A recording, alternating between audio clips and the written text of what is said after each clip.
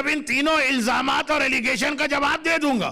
तुमने मुझे शायर कहा ताकि पोएट्री की वजह से इंटेलेक्चुअल मेरे करीब ना आने पाए, तो मैं अपनी रिसालत में अपने चचा अबू तालिब को साथ लेके चलूंगा कि दुनिया देखे कि अबू तालिब जैसा इंटेलेक्चुअल जब रसूल का साथ दे रहा है तो इसका मतलब रसूल शायर नहीं है। और तुमने मुझे जादूगर कहा ताकि औरतें घबरा जाएं, तो मेरी तबलीग रिसालत में खदीजा ताहिरा बराबर से मेरा साथ देंगी ताकि अरब की औरतें देख लें जब खदीजा जैसी औरत रसूल का साथ दे रही है, दैट मीन्स ये जादूगर नहीं है। तुमने मुझे पागल कहा ताकि बच्चे मेरा मजाक उड़ाएं, जब तक कि मेरा 10 साल का भाई अली तबलीग में मेरा साथ ना देगा मैं इस्लाम ना फैलाऊंगा। दुनिया देख ले जब अली रसूल का साथ दे रहा है, इसका मतलब अली रसूल मजनून और पागल नहीं है। दुरूद भेजे मोहम्मद वाले मोहम्मद।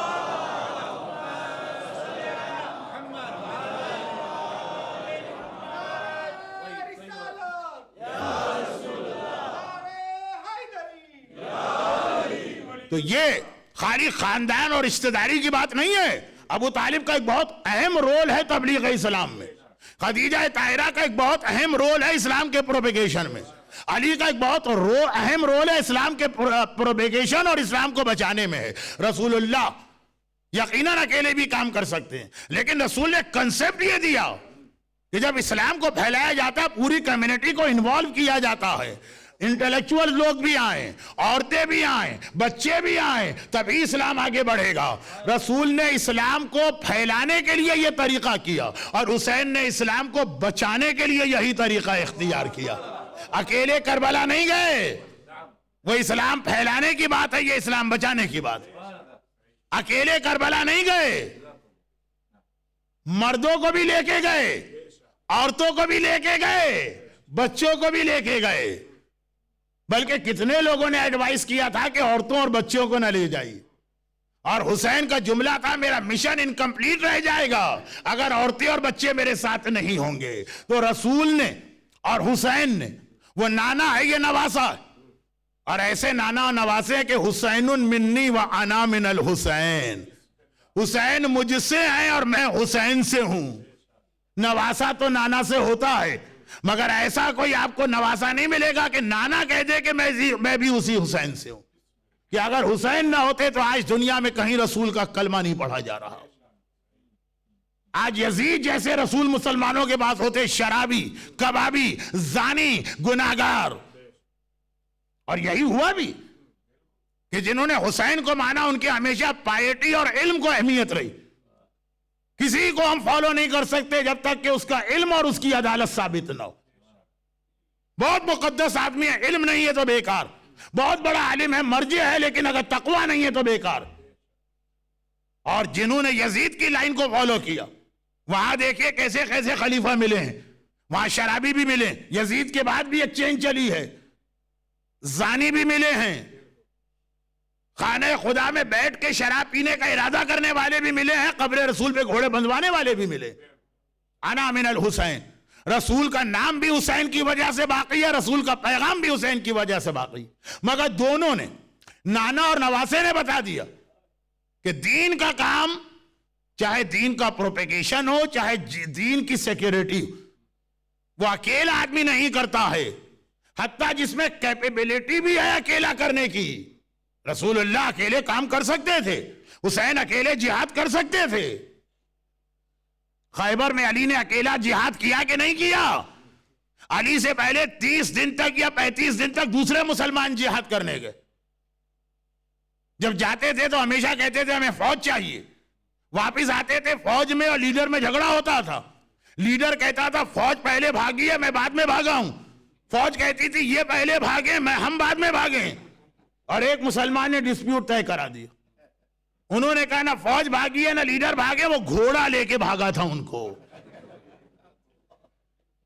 और जिसपे सवाल पैदा हुआ, जो आदमी एक घोड़े को ना संभाल सके वो इस्लाम को क्या संभालेगा। लेकिन जब मौला को अलम दिया रसूलुल्लाह ने, तो अली ने देखा भी नहीं मेरे पीछे कोई आ भी रहा है कि नहीं आ रहा। अकेला अली काफी, और अकेले अली ने खैबर को फतह किया। एक हाथ से खैबर का दरवाजा उखाड़ के पूरे लश्कर को उस पर बिठा के बाकायदा नहर क्रॉस कराई है। तो अगर अली अकेला जिहाद कर सकता है तो हुसैन भी अकेला जिहाद कर सकता। लेकिन चौके अली खैबर में इस्लाम खत्म नहीं हो रहा था, खाली एक जंग थी, वन ऑफ द जंग, इसलिए अली अकेले गए। लेकिन जब रसूलुल्लाह ने इस्लाम फैलाया वो पहला दिन था, हुसैन ने बचाया वो इस्लाम बचाने का आखिरी दिन था। वहां पे ये मैसेज दिया जो काम हम अकेले कर भी सकते हैं नहीं करेंगे जब तक कि सारी कम्युनिटी इन्वॉल्व ना हो। इस्लाम नहीं फैलता जब तक कि मर्द अपनी ड्यूटी ना करें, औरतें अपनी ड्यूटी ना करें, बच्चे अपनी ड्यूटी ना करें। और इस्लाम को बचाया नहीं जा सकता है जब तक कि मर्द भी अपनी ड्यूटी अंजाम ना दें, औरतें भी अपनी ड्यूटी अंजाम ना दें, बच्चे भी अपनी ड्यूटी अंजाम ना दें। हमारी एक ट्रेजेडी ये हो इंडिया पाकिस्तान में कि हमने दीन का सारा काम आलिम के हवाले कर दिया। मस्जिद में एक रेसिडेंस आलिम लाके रखा, समझा अब रिलीजन के हवाले से हमारा कोई ड्यूटी नहीं, ज्यादा से ज्यादा ड्यूटी आलिम को डांटते डबटते रहना। लेकिन नहीं, ये इस्लाम उसी वक्त इस वेस्ट में बचेगा। वैसे इस्लाम तो महफूज रहेगा आपके घर में और आपकी जनरेशन में, जब आप भी इस्लाम को टाइम दें, आपके घर की औरतें भी इस्लाम का काम करें और आपके बच्चे भी इस्लाम के रास्ते पे चले। और हमारे यहां most neglected section of the community हमारी औरतें।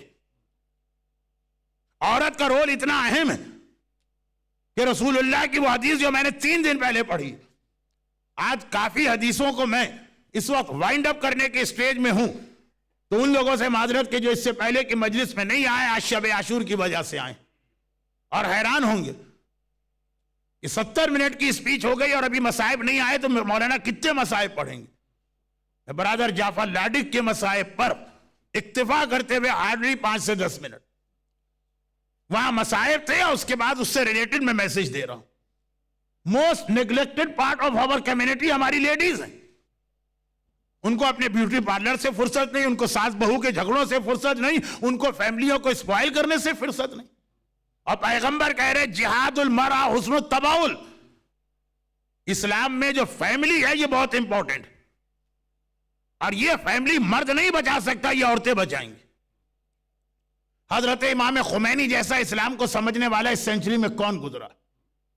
जब शाह ईरान ने एक कानून बना दिया था, जो इमाम खुमैनी की बुक तौज़ीअल मसाइल के लास्ट पेज का दूसरा मसला, वो कानून बना दिया था कि जैसे मर्द को हक है तलाक देने का, औरत को भी बराबर से इक्वल राइट है तलाक देने का।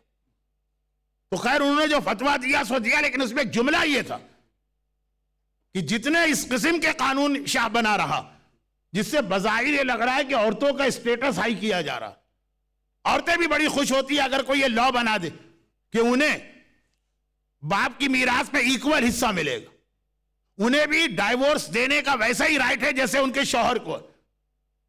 कोर्ट के अंदर उनका विटनेस भी एक मर्द के बराबर होगा, और उनके लिए भी कोई हिजाब वाजिब नहीं है जैसे मर्दों के लिए वाजिब नहीं। मर्दों के लिए भी हिजाब है, हिजाब का तरीका अलग, अपनी निगाहों में पाकीज़गी और तकवा पैदा करना। लेकिन ये आज का टॉपिक नहीं, तो मैं बता रहा हूं औरतें भी बड़ी खुश होती, समझती है ये है वीमेन लिबरेशन और वीमेन राइट का चैंपियन। उनको नहीं पता उनको एक्सप्लॉइट किया जा रहा, उनको बेवकूफ बनाया जा रहा, 3-4 चीजें उनको देकर इस अंदाज से उनको कमर्शियल पर्पस के लिए यूज किया जा रहा। उनको नहीं पता, बहुत बड़ी एक तकरीर इमाम खुमैनी ने फरमाया कि इस किस्म के सारे लॉज हमारी फैमिली लाइफ को तोड़ने के लिए बनाए जा रहे हैं। ये उनकी वर्डिंग पढ़ रहा हूं, मैंने जबानी मेमोराइज किया इसको। और फैमिली लाइफ इस्लाम का फाउंडेशन स्टोन, इस्लाम बगैर फैमिली के नहीं चल सकता। इसीलिए एक अजीब हदीस आई, रसूलुल्लाह ने कहा 2 कदम यानी स्टेप्स, 2 टाइप्स के स्टेप ऐसे हैं जो अल्लाह को सबसे ज्यादा पसंद है।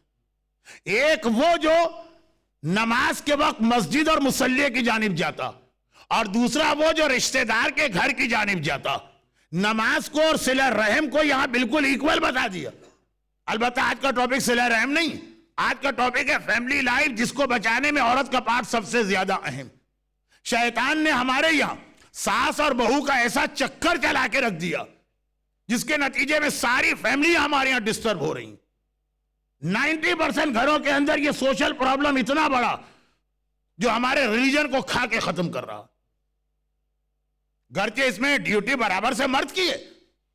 मुझे एक हदीस है ना इमाम की कि किसी ने परेशान होकर छठे इमाम से कहा था, मौला मैं बहुत परेशान हूं, कयामत के दिन मैं पुलिस सिराज से कैसे जाऊंगा, मौला मैंने बहुत प्रैक्टिस की, बैलेंस बरकरार रखने की, नहीं हो पा रहा है, क्योंकि पुलिस सिरात की डिटेल यह है कि वो बाल से ज्यादा बारीक, थिनर देन हेयर, और आंख से ज्यादा गर्म है, और तलवार की धार से ज्यादा, जो तलवार की एज है उससे ज्यादा तेज और शार्प है। रावी ने बाकी दो बातें छोड़ी, कहा पहले से स्टार्ट करो, थिनर देन ह्यूमन हेयर। बहुत कोशिश की मौला मैंने कि मैं ऐसा चलना सीख जाऊं। अब हर आदमी तो चाइनीज जिम्नास्टिक नहीं जानता है, मौला मुझसे नहीं चला जा रहा। इमाम ने कहा इतना परेशान है उस कयामत के पुलिस सिरात के लिए, और दुनिया का जो पुलिस सिरात है उसके बारे में भी कभी सोचा? कहा मौला इस दुनिया में कौन सा पुलिस सिरात है, यहां तो कोई नजर नहीं आ रहा। कहा कि इस्लाम पर इस तरह अमल करना कि हर एक का इक्वल राइट उसको देते चलो, वो उस पुलिस सिरात से ज्यादा ये मुश्किल है। अब पूछिए एक मर्द से जिसके घर में बीवी भी और मां भी, जरा सा मां का हक अदा करने जाता है बीवी पे जुल्म हो जाता है, और जरा बीवी का हक अदा करने जाता है मां नाराज हो जाती है। और हमारे ईस्टर्न कल्चर में माओ को कुछ ऐसे जुमले याद करा दिए उनकी माओ ने, पता नहीं कि ये धांधली कब से चली आ रही है, कितनी जनरेशन से। दूध नहीं बख्शूंगी, कयामत के दिन मसलन जन्नत में न जाने दूंगी, और पता नहीं कितने जुमले। ये इस्लाम में इसकी कोई इतनी इंपॉर्टेंस नहीं। अगर आप अपने वाजिबात को अमल कर रहे हैं, इसमें मां नाराज हो रही, दूध बख्शे कि ना बख्शे, उसने शरई एक हक अदा किया, उसमें वो एहसान भी नहीं जता सकती। मां का राइट हमारी मजलिसों में पहले आ चुका। डर लग रहा है कि जो नौजवान खाली आ जाएं वो उल्टा इंप्रेशन लेके ना जाए, लेकिन बीवी का भी एक हक, और बीवी का हक एक हवाले से और ज्यादा है। वो क्या है? वो ये है कि आपकी मां आपकी मां, और आपकी बीवी आपके बच्चों की मां, जिन बच्चों को वो पाल कर मुसलमान बनाएगी। काम करने वाला अगर सेटिस्फाई ना हो जॉब कंडीशन से तो काम सही नहीं कर सकता है।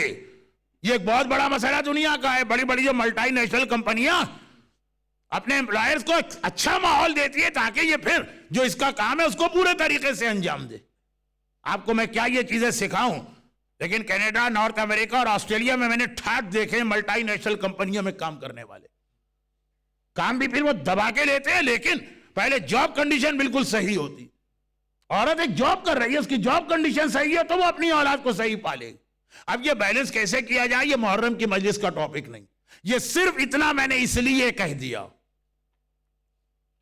कि इस्लाम कहता है कि रसूलुल्लाह की तबलीग हो कि करबला का जिहाद, मर्दों के साथ औरत का भी बराबर से रोल, बल्कि औरत का रोल मर्द से ज्यादा अहम है।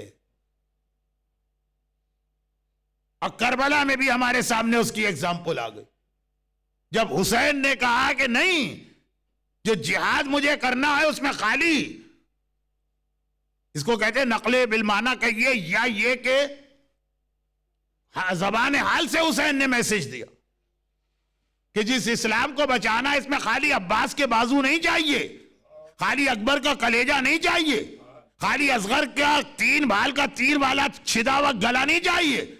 इसके लिए सकीना के रुखसार पे तमाचे भी चाहिए, कुलसूम के बाजुओं में रस्सियां भी चाहिए, जैनब की छिनी हुई चादर भी चाहिए, बराबर से दोनों का रोल, और साथ में बच्चे भी।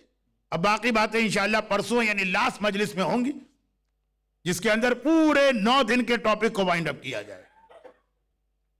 चुनाच एक रिवायत, मरहूम मौलाना गुलाम अस्करी साहब बहुत पढ़ते थे,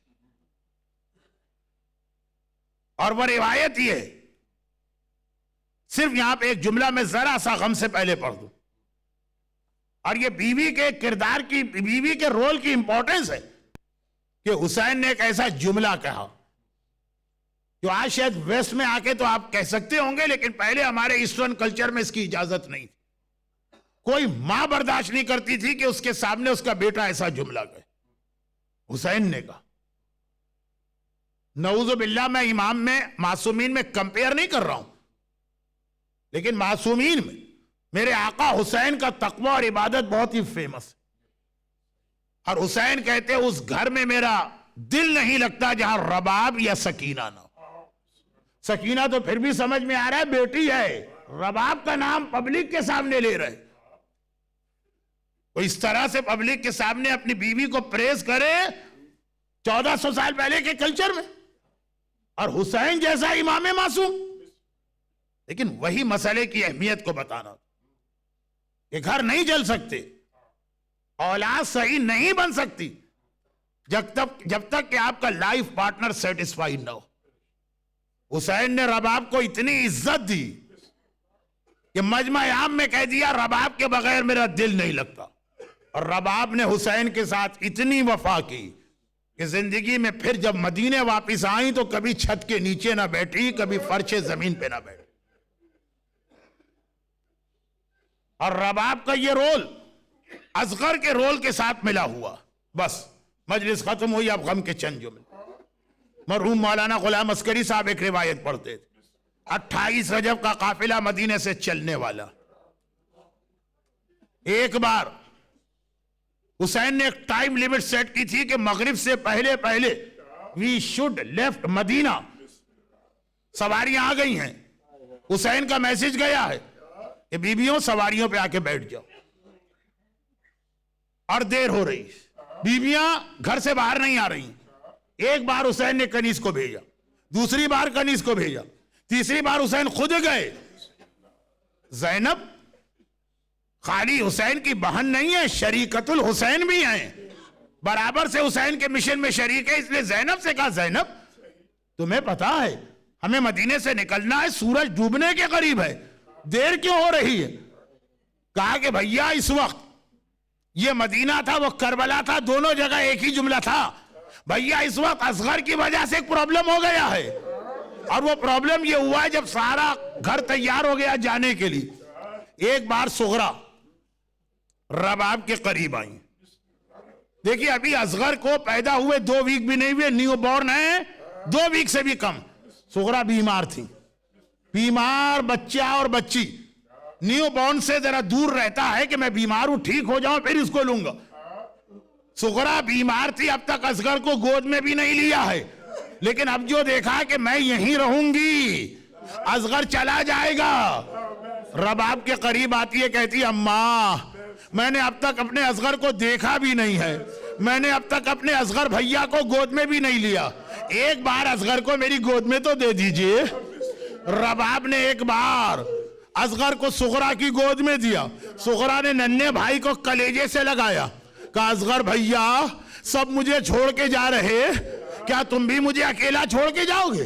भाई ये जुमला जो कहा असगर इस तरह से बहन से लिपट गया कि थोड़ी देर बाद रबाब ने कहा अच्छा असगर बेटा मेरी गोद में आ जा। असगर ने मुंह फेर लिया, मां की गोद में नहीं आ रहा है। बड़ी बहन फातिमा कुबरा करीब आई, असगर भैया हमें देर हो रही है, मेरी गोद में आ जा। असगर ने मुंह फेर लिया। उम्मे कुलसूम करीब आई, फूफी करीब आई, अरे आखिर में सानिया जहरा करीब आई।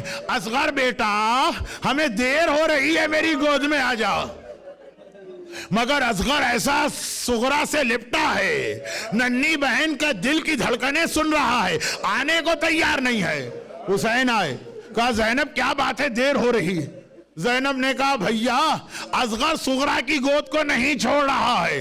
एक बार हुसैन असगर के करीब आए, असगर से नहीं कहा कि आ जा, असगर के कान के करीब मुंह ले गए, एक जुमला कहा, वो जुमला सुनना था। असगर तड़प के सुगरा की गोद से हुसैन की गोद में आ गया।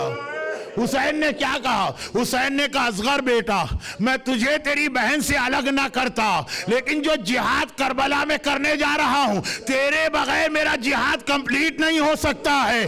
तू मेरी फौज का सबसे बड़ा मुजाहिद है, मुझे करबला में तेरी जरूरत है। वो ये जो सुना असगर ने, बाबा का जिहाद मेरी जरूरत है, एक बार बहन की गोद से भाई बाप की गोद में आ गया। ये मदीना है। अब आइए करबला चलिए। आज की रात करबला में शबे आशूर है, एक अजीब शान है आज की रात। हर तरफ खेमे लगे हैं, कल रात आएगी ये खेमे जल चुके होंगे। हर बीबी अपने वारिस के साथ बैठी है, कल की रात आएगी वारिस मैदान करबला के लाशों में बदल चुके होंगे। आज बच्ची के सर पे बाप हाथ फेर रहा है, कल ये बच्ची शिमर के तमाचे खा रही होगी। हुसैन ने सूरज डूबते ही पहले अपने असहाब का इम्तिहान लिया, चिराग गुल करके इम्तिहान लिया, क्योंकि ये मसाइब मैं कल पढ़ूंगा, आज असगर के मसाइब पढ़ना। और आधी रात के बाद मर्दों का इम्तिहान हो गया। कोई जिहाद बगैर औरत की पार्टिसिपेशन के मुकम्मल नहीं है। अब हुसैन औरतों की तरफ चले, मर्दों को बाकायदा खेमे में बुलाया, अंधेरा करके इम्तिहान लिया, औरतों को बुलाया नहीं। औरतों के खेमे में हुसैन देख रहा है क्या हो रहा। एक अजीब मंजर नजर आया। हर बीबी बहुत खुश है, हर बीबी बहुत सेटिस्फाई है, कल के जिहाद के लिए अपनी कुर्बानी तैयार कर रही है। फरवा कह रही है कासिम बेटा कल मेरा सर नीचे तो नहीं करेगा। जैनब कह रही है ओनो मोहम्मद तुम जाफर तैयार के पोते और हैदर कर्रार के नवासे हो, वैसा ही जिहाद करना। लैला शमा हाथ में लेके अकबर का चेहरा देख रही है। अकबर बेटा इस जालिम से मेरा रिश्ता है, कल ऐसा जिहाद करना। हर खेमे में खुशी है, कोई बीवी अफसोस नहीं कर रही है, कोई ये नहीं कह रही है मेरे अरमान रह गए। कल के जिहाद के लिए हर बीवी तैयार। मगर एक खेमे से रोने की आवाज आ रही है और कोई बीवी रो रही है। हुसैन ने आगे बढ़ के देखा ये रबाब का खेमा, देखा कि रबाब असगर के गहवारे पे सर रखे हुए रो रही है। हुसैन खेमे में आए, रबाब क्या बात है, क्यों रो रही हो? असगर खैरियत से तो है? रबाब ने कहा नहीं मौला मैं तो अपनी बदकिस्मती पे रो रही हूं। अल्लाह ने मुझे इस घर में 2 औलादें अता की हैं। जो चल सकती है वो बड़ी औलाद सकीना लड़की है, और लड़कियां मख्तल और मैदान में नहीं जाती हैं। और जो दूसरा लड़का मैदान में जा सकता है वो इतना छोटा असगर है कि घुटनों के बल चला के भी नहीं ले जा सकती। मौला हर बीबी कल के जिहाद की तैयारी कर रही है। ये कयामत के दिन शहजादी फातिमा के सामने कितना सुरखरू जाएंगी। हाय रबाब कोई तोहफा लेके शहजादी के पास नहीं जाएगी। मुझे नहीं मालूम हुसैन ने क्या जवाब दिया, लेकिन मैं होता तो आप सबकी तरफ से हाथ जोड़ के कहता अरे शहजादी रबाब आपकी औलाद तो ऐसा जिहाद करेगी कि सकीना जिंदान शाम में ऐसा इनकलाब लाएगी कि नामे यजीद दाखिले दुश्मन हो जाएगा। आप कह रही हैं लड़कियां जिहाद नहीं करती, आपकी बेटी सकीना का जिहाद, और आप कह रही हैं कि लड़का चल नहीं सकता। अरे असगर तो कल ऐसा जिहाद करने वाला है कि दुनिया अब्बास का जिहाद भूल जाएगी, अकबर का जिहाद भूल जाएगी। क्या अब्बास और अकबर के जिहाद में लश्कर यजीद रोया था? यह असगर था जिसने इन यजीदियों को रुला के अपने बाबा की सच्चाई साबित की। और अगला दिन आ गया, अगला दिन आ गया। बाज़ादारों सुबह से शाम तक मेरा आका लाशें उठाता रहा, लाशें उठाता रहा, यहां तक कि वो वक्त आया कि हुसैन अकेले रह गए। मीर अनीस ने कहा आज शब्बीर पे क्या आलमे तन्हाई है, ना कासिम है, ना अब्बास है, ना अली अकबर है। मेरा आका किले पे खड़ा हुआ, चारों तरफ देखा, हल मिन नासिरिन यंसुरुना, हल मिन मुगीसिन युगीसुना, हल मिन मुईनिन युईनुना, है कोई मेरा मददगार? कहीं से जवाब तो ना आया। खेमे से बीवियों के रोने की आवाज आई। हुसैन टीले से उतर के खेमे में गए, ज़ैनब अभी मैं जिंदा हूं, रो क्यों रही हो? कहा कि भैया इधर तूने कहा हल मिन नासिरिन यंसुरुना, असगर ने अपने आप को झूले से गिरा दिया। शायद याद दिला रहे हो बाबा 28 रजब को मदीने से ये कह के लाया था असगर तुझे मेरी मदद करना है। अभी मैं मौजूद हूं, जब तक असगर जिंदा है हल मिन नासिरिन न कहना, ये तेरा नासिर है। हुसैन ने असगर को उठाया, पानी कोई मसला न था, वो तो लश्कर यजीद की हकीकत जाहिर करना थी। एक बार असगर को लेके चले। पूरे वाकया करबला में उमर साद इतना परेशान कभी ना हुआ जितना असगर के मौके पे हुआ। बल्कि 2 जुमले कह दूं, 2 जुमले, एक नहीं। उमर साद भी इतना परेशान कभी ना हुआ जैसे असगर के वक्त हुआ, और आका हुसैन भी इतने परेशान कभी ना हुए जैसे असगर के वक्त हुए। अभी बरादर जाफर लाडिक ने इंग्लिश मसाइब में आका हुसैन की वसीयत का एक जुमला पढ़ा था, ऐ शियों जब कभी पानी पीना तो मेरी प्यास को याद करना। मगर यह भी कहा था काश तुम करबला में होते और देखते कि मैं शशमाहे को पानी पिलाने ले गया, हाय मेरा असगर उसे पानी ना मिला। करबला में हुसैन ने खास आपको याद किया असगर के मौके पर। आए अज़ादारों, आए बच्चों, आए औरतों, हुसैन आपको याद कर रहे, आके देखो हुसैन की गोद में असगर है, 3 भाल का तीर खा रहा।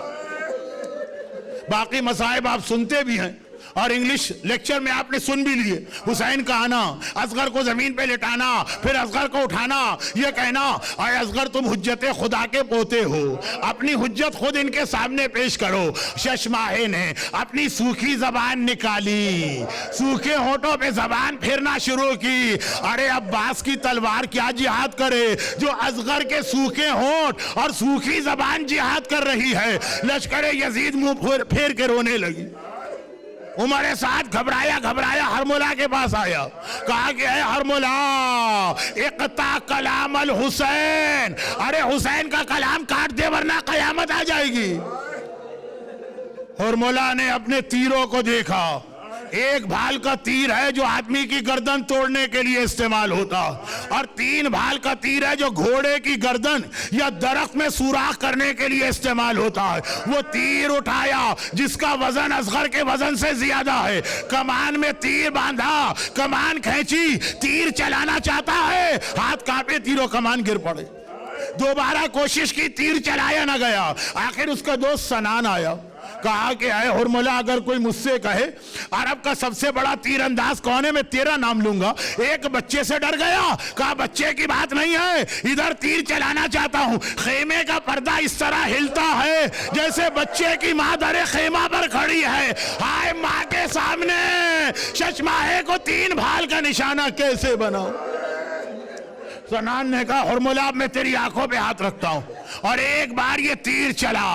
अब ये तीर चल रहा है। अज़ादारों, निशाना जितना बड़ा होता है उतना निशाना लेना आसान है, टारगेट जितना छोटा होता है उतना निशाना लेना मुश्किल है। अगर हुसैन के हाथ जरा भी कांप रहे होते तो नन्ना सा गला कभी ऊपर होता कभी नीचे, तीर खता कर जाता। अल्लाह अल्लाह मेरे आका का इत्मीनान देखिए, इस तरह से असगर को थामा है, असगर जरा भी ना हिला। वो तीर आके असगर के लगे गले में लगा, इधर से उधर तक असगर का गला छिद गया। हुसैन ने तीर निकालना चाहा, हुसैन ने तीर निकालना चाहा, नन्ना बच्चा तड़प गया।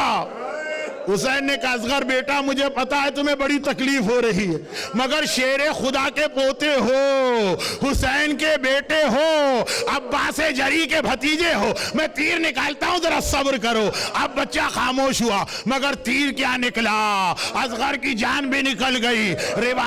रिवायत अभी आपने सुनी है, खून का फव्वारा बुलंद हुआ, हुसैन ने अपने चुल्लू में खून लिया, आसमान की तरफ उछालना चाहते हैं, आसमान कांपा। आका ये मासूम खून ना आने पाए, कभी बारिश नाजिल ना होगी।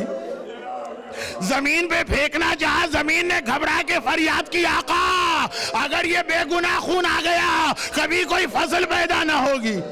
इंकार आसमां को है, राजी जमीन नहीं, असगर तेरे खून का ठिकाना कहीं नहीं, लेकिन है ठिकाना। मौला ने वो खून लिया, चेहरे पे मला, नाना रसूल खुदा के सामने जाऊंगा, अपने असगर के खून के साथ जाऊंगा। अब दूसरे जुमले की वजाहत सुने, उमर साथ जितना परेशान इस वक्त हुआ कभी ना था, और हुसैन भी जितना परेशान इस वक्त हुए कभी ना थे।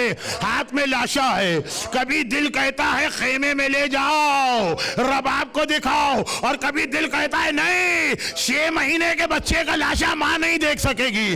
अज़ादारों, कल आप तकरीबन दोपहर के 12 बजे इसी अज़ाखाने में 7 मरतबा आगे जाएंगे, इन्ना लिल्लाह व इन्ना इलैहि राजिऊन, रिज़न बिक़ज़ाइक व तस्लीमन लिअमरिक। आपके हाथ खाली होंगे, आपके चेहरे पे किसी का खून ना होगा। करबला में मेरे आका के हाथों में शशमाहे का लाशा है, चेहरे पे असगर का खून है। 7 मरतबा आगे बढ़े, रिज़न बिक़ज़ाइक, खेमे की तरफ जाना चाहते।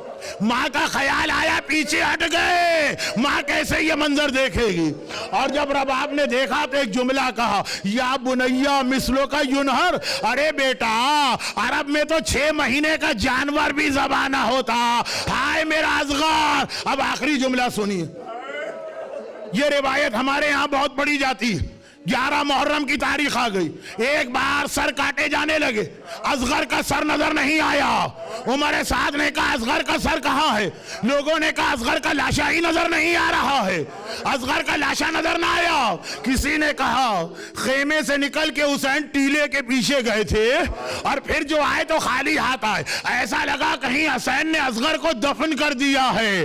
अब कहां दफन किया जगह पता नहीं। शिमरे मलून कहता है मैं असगर को ढूंढ के लाता हूं, हाथ में एक नेजा लेके चला, जमीन करबला में जगह जगह ये नेजा गाड़ के निकाल रहा है। बस अज़ादारों, एक बार जो नेजा जमीन में गाड़ के निकाला, शशमाहे का लाशा नेजे के साथ निकल आया। शिमर ने एक हाथ में असगर को थामा, दूसरे हाथ से छुरी निकाली, खंजर, असगर के गले पे खंजर चला। सकीना पुकारी अम्मारा बाप, सब एक बार मारे गए। हाय मेरा नन्ना असगर 2 मरतबा ज़बह हो रहा है। वाह असगरा, वाह।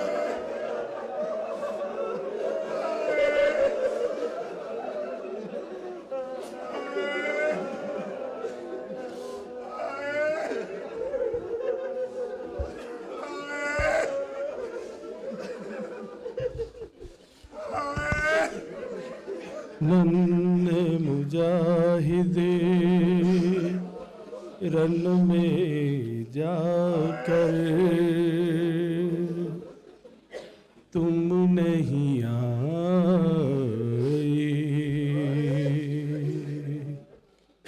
नन्हे मुजाहिदे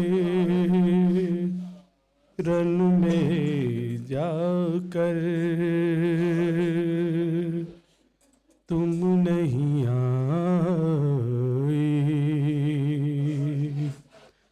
शाह तो आए जाने मादर, शाह तो आए जाने मादर, तुम नहीं आए। नन्हे मुजाहिदे रन में जाकर तुम नहीं आए। कब से खड़ी हूँ खैमे के दर पर, कब से खड़ी हूँ खैमे के दर पर, आँखों से ले के अश्कों के सागर पेश करूं आजा जो असगर, पेश करूं आजा जो असगर, तुम नहीं आए। नन्हे मुजाहिदे रन में जाकर तुम नहीं आए।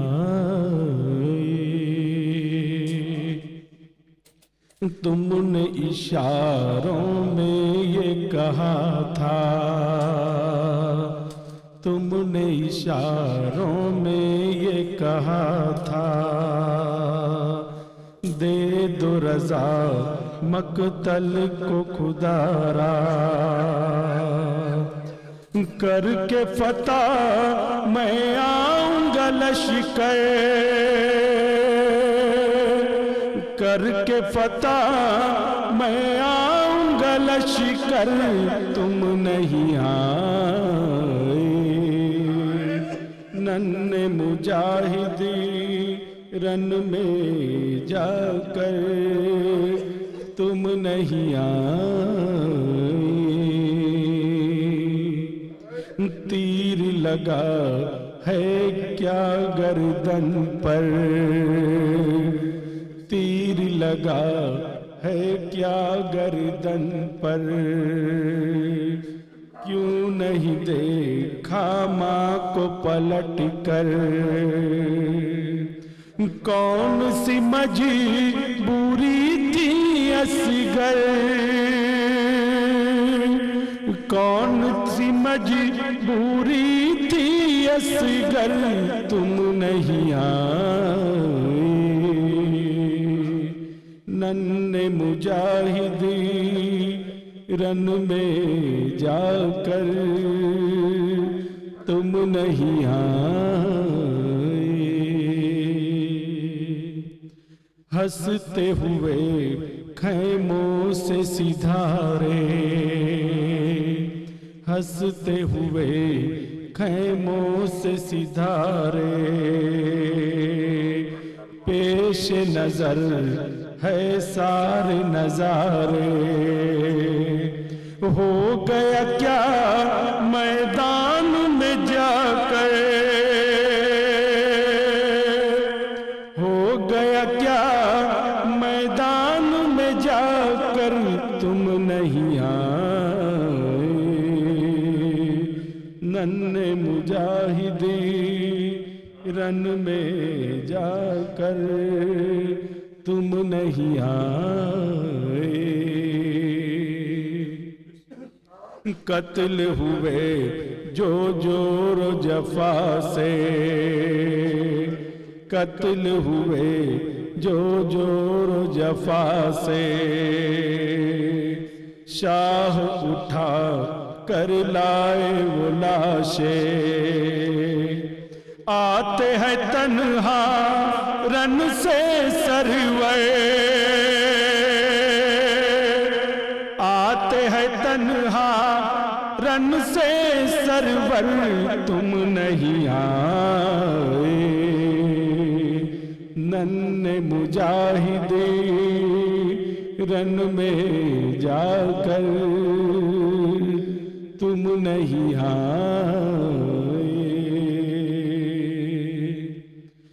खाली जो पहलू पाऊंगी बेटा, खाली जो पहलू पाऊंगी बेटा, गम से फटा जाता है कलेजा। रात भी गुजरेगी रो रो कर, रात भी गुजरेगी रो रो कर तुम नहीं आए। नन्हे मुजाहिदी रन में जाकर तुम नहीं आए। किसको सुनाऊंगी मैं कहानी, किसको सुनाऊंगी मैं कहानी। ये भी न सोचा यूसुफ जानी, माँ से कटेगी रात ये क्यों करे, माँ से कटेगी रात ये क्यों कर तुम नहीं आए। नन्हे मुजाहिदी रन में जाकर तुम नहीं आए। तेरे बिना मैं चैन न पाऊं, तेरे बिना मैं चैन न पाऊं। झूला है खाली किसको झुलाऊं, किसको सुलाऊं लोरियां देकर, किसको सुनाऊं लोरियां देकर तुम नहीं आए। नन्हे मुजाहिदी रन में जाकर तुम नहीं आए। माँ से ज़ियादा कौन है प्यारा, किसने दिया है ऐसा सहारा।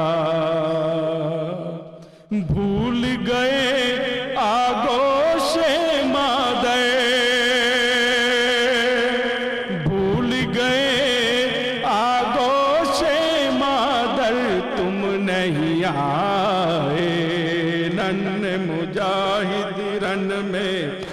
अगर तुम नहीं आए, नन्हे मुजाहिद रन में